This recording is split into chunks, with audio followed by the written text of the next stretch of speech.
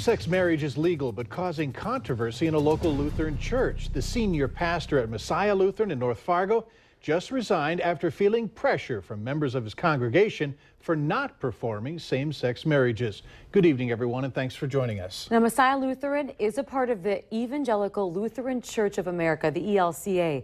Now, they do not condone same-sex marriage. Valley News Team's Ashley Bishop talked with the pastor, who says stepping down has not resolved this issue. Messiah Lutheran pastor Steve Bernson told his church yesterday he would resign after months of difficulty since the legalization of same-sex marriage. Bernson stated his views in June to his nearly 1,000 worshipers at Messiah. Based on what the scripture says about God's design for marriage, I would not be able to participate or officiate at same-gender weddings. Bernson said he decided to step down since his views differed and caused a rift. The Eastern North Dakota Synod Bishop Terry Brandt said in a statement that each congregation of the ELCA has made or will make a decision if they will or will not conduct same-sex marriages. Bishop Brandt goes on to say the majority of our congregations are navigating these difficult conversations quite well. However, there are some settings where the pastor and congregation find themselves at odds.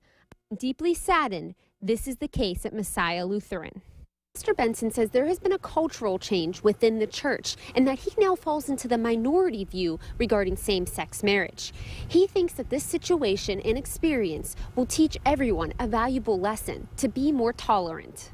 It does strike me sometimes how little tolerance there is in certain circles for people with biblical views. That has kind of struck me in the midst of all of this. Bernson has 3 Sundays left at Messiah Lutheran and says only God knows what is next. In Fargo, Ashley Bishop, Valley News Live. We reached out to Messiah Lutheran for a statement regarding Pastor Bernson's resignation, but we have not yet heard from them. The need for a jacket has